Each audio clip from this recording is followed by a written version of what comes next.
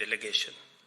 It is highly encouraging to note that this forum has not only brought together high-level officials from both sides, but I'm also informed that it will attract between 500 and 700 participants from all sectors. For a first installment, this magnitude of positive interest indicates the level of business opportunities that stand to be unlocked through our strategic dialogue. It also shows that the Kenya-EU relations are deep and extend beyond development cooperation between our governments to many highly impactful areas in both business and private sectors. I am confident, therefore, that we are off to an excellent start and that we may all look forward to highly productive deliberations over the next 2 days, which will give way to very rewarding engagements into the future. This confidence is underpinned by the fact that as matters stand now, the EU is the largest destination for Kenyan exports, accounting for about Kenya shillings 170 billion in 2021. Equally fundamental is that the EU accounted for 16.5% of Kenya's total import bill in the same year, which amounted to 355 billion Kenya shillings and represents an increase in value of imports to 14.8% from the previous year. Trading with the EU helps Kenya create millions of direct and indirect jobs in tea, coffee, cut flowers, and peas value chains, which are our main exports. In fact, 70% of our total flour production is exported to the EU and from the EU to other destinations. Kenya and the EU are engaged in a fairly vigorous trade regime. It is only reasonable that as business partners on such a scale, we should be engaging more and engaging all the time. As you are aware, the government remains to unlock high rates of economic growth by focusing on our 5 priority areas which form the pillars of our agenda for the rapid socio-economic development of our country. As the highest multiplier of employment opportunities, agriculture is a key pillar of our bottom-up economic transformation agenda to increase incomes and employment and reduce poverty and inequality. Its strong linkages mean that the impact of agriculture cuts across manufacturing all the way to logistics with positive outcomes in every sector in between. These benefits and opportunities are curtailed by barriers faced by our agricultural exports to the EU. They are subjected to product and market-specific restrictions as well as onerous phytosanitary standards, compounding infrastructure-related challenges like difficulties with flights and low technological capacity, which hinder productivity.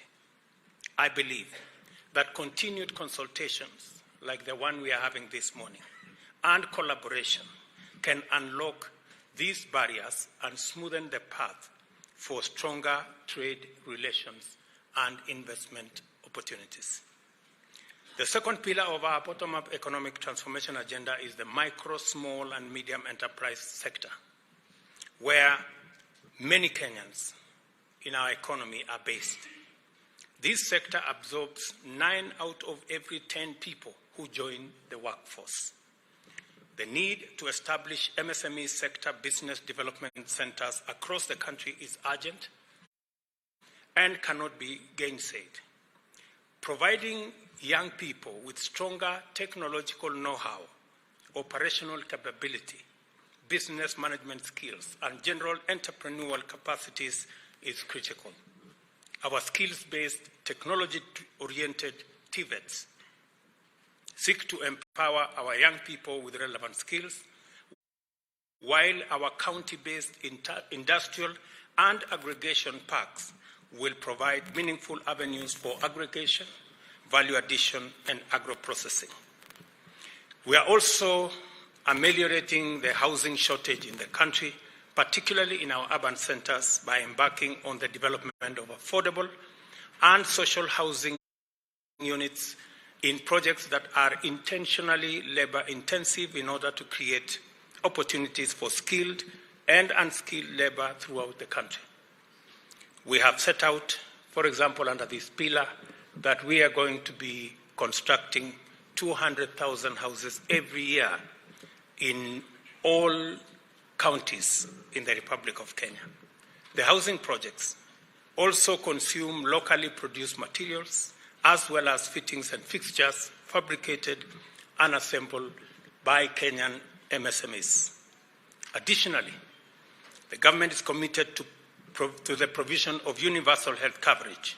This program requires intensive investment in various dimensions of the health sector, from developing and equipping facilities of various levels to the provision of medical and therapeutic supplies. In this context, we are working with private sector to provide infrastructure facilities, manufacturing of pharmaceuticals, and other interventions that will help in the private-public relationship as we deliver this assignment on health. Finally, we shall escalate the provision of internet bandwidth throughout the country under our digital superhighway and creative economy pillar. Our plan is to enhance Kenya's leadership position in the provision of financial technology and innovation and expand to animation, robotics, and artificial intelligence to enhance thousands of our young people participate confidently in the digital economy. These sectoral commitments require the investment of huge amounts of capital. There are also clear opportunities for the EU firms to plug in, especially under our public-private partnership model. The legal framework for PPP is now in place, and investors can engage with confidence in all our areas of priority and areas of interest by our partners. A year ago, I engaged the European Business Council and shared my vision in terms of the business environment and the rules of the game.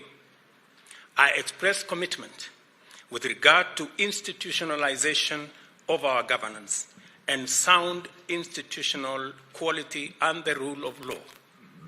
I wish to confirm to you that I have made progress in implementing those undertakings to pursue solutions.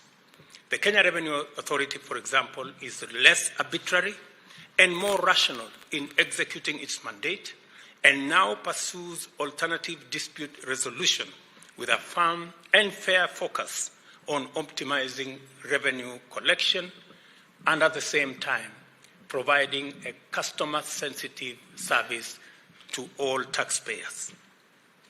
The Inspector General of the National Police Service is now an accounting officer, which makes the police service truly independent and can handle all matters to do with the security of property and life of citizens, including our investors.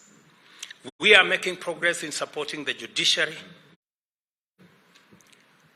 to reach Kenyans closer at the grassroots by establishing additional court stations throughout the country as a mechanism to enhance our ease of doing business and making sure that disputes are resolved in time so that there are no losses and there are no unnecessary delays. The rule of law depends on the independence of such institutions and go a long way to anchor the caliber of business that makes Kenya a compelling investment destination. I am confident that we shall make further progress steadily going forward. Kenya alone is an economy of around 55 million people who consume plenty of products from the EU. We remain uniquely geostrategic as the gateway to the East and Central Africa and are a central player in 3 overlapping regional economic communities, the East African Community, the Common Markets for Eastern Southern Africa, and the Africa Continental Free Trade Area.